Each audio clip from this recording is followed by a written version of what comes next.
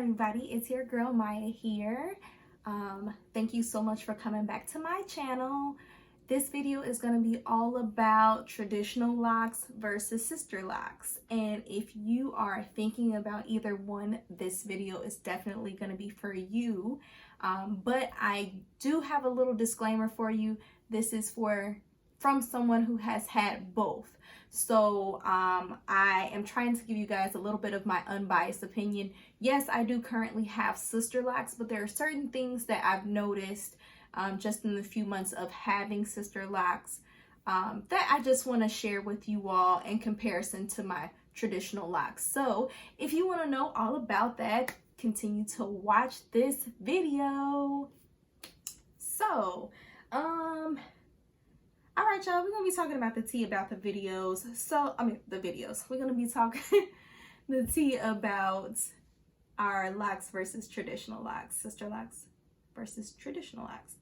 Now, I have, by the way, my cute little mug here from Kanaya Rose. Check them out. I'm going to link them down in the description box so that you guys can check out some of their cool personalized things. I have this mug, and then I have another mug that says Hello Autumn.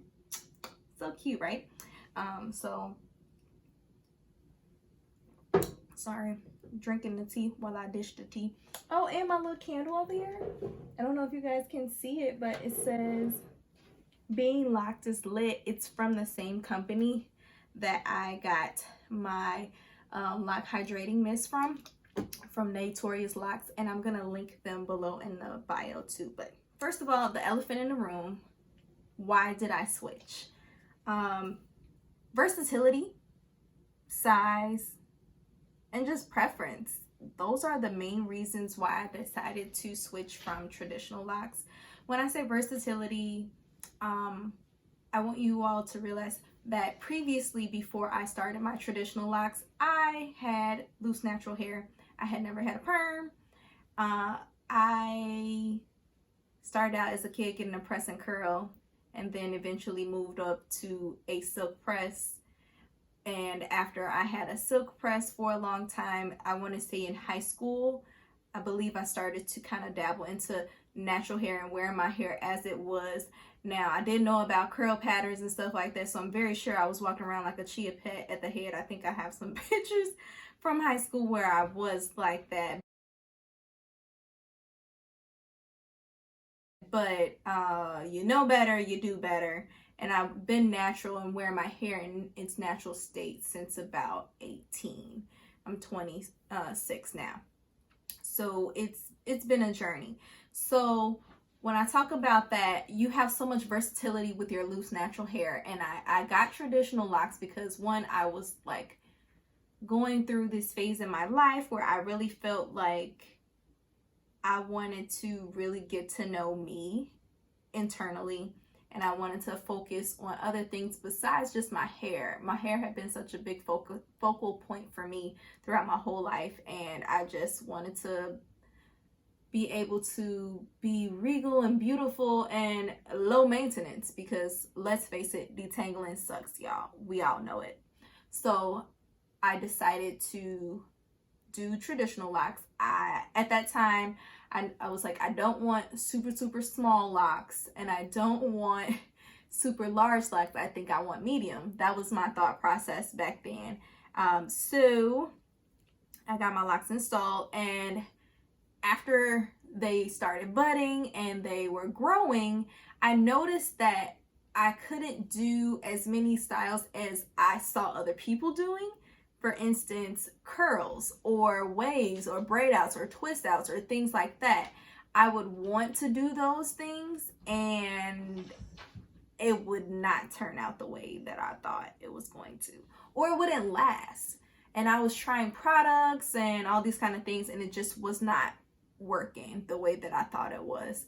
So then I was thinking maybe it's the size of my locks, maybe that's why. But yeah, I just kind of got over it, and I was like, you know what, I just want to be able to curl my hair again. Like, oh, I just want to do something simple. I want to be able to just do that and feel feminine, and that was my thing too. I started to not feel so feminine, and not to say that locks are not feminine, because I have them in. Again, I love locks. It was just me personally, I felt unfeminine because I was not motivated to like retighten my hair or do things like that, because I just felt like my styles and stuff were not coming out the way that I wanted to. So that's my own personal experience. The maintenance between Sisterlocks and traditional locks.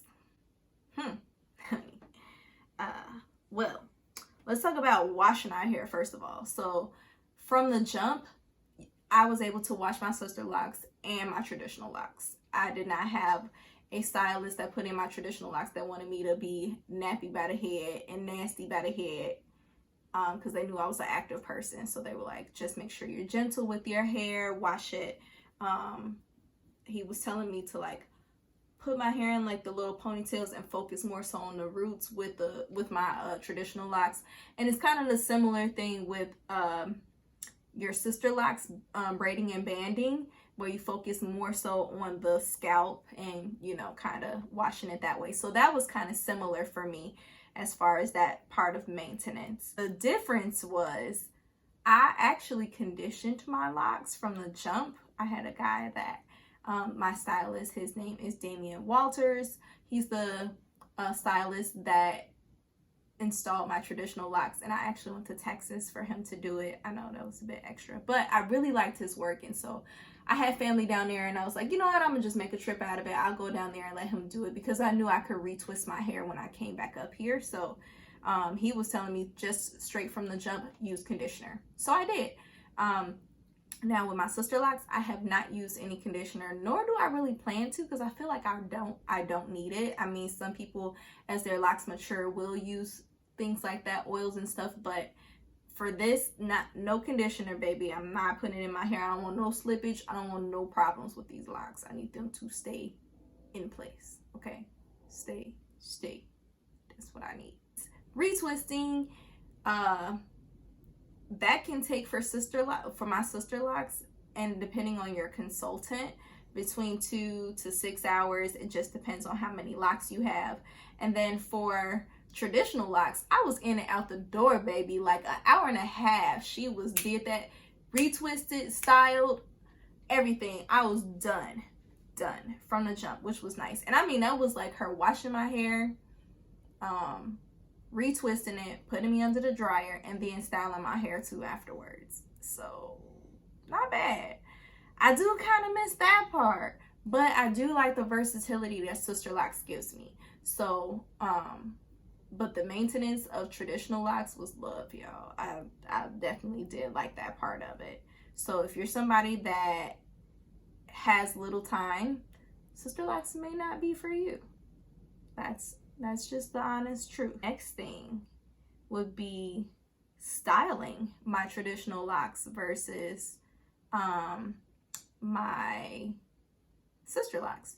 Now, I told you all, I talked about it previously just a few minutes ago about styles, how I felt a little limited. So you know how I feel about that. Now, as far as my Sisterlocks, you can do a lot of the same natural hairstyles, which I mentioned before: twist outs, braid outs, you know, flexi rod sets, different kinds of curls and stuff like that. You can do those things with locks too. If your locks are fully matured and ready to go, then, you know, maybe you'll have a better chance of getting and achieving those styles than I did.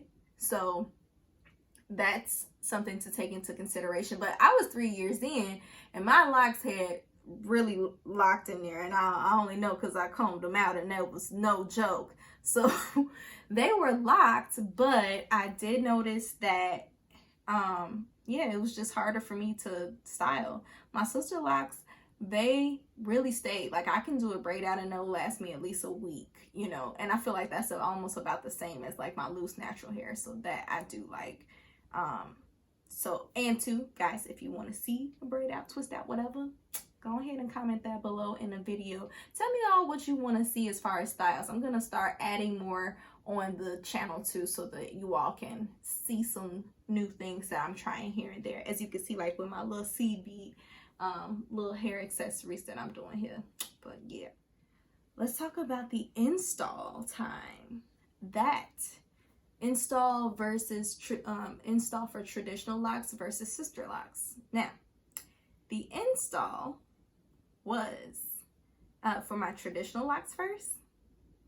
I want to say from start to finish, and I came in, my hair was washed, deep conditioned, and then my locks were installed. And it took like 2.5 hours. I was in and out. He had threw me under the dryer, bam, back into the hot Houston, Texas weather. I was done.